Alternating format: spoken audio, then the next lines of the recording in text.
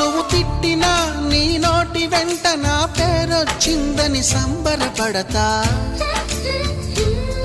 నువ్వు కొట్టినా నా చెంప మీద నీ గుర్తొకటుందని సంతోషిస్తా.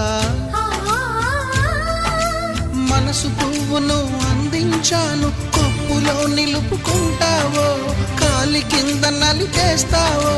వలపు గువ్వను పంపించాను, బొట్టు పెట్టి రమ్మంటావో, గొంతు పట్టి గెంటేస్తావో.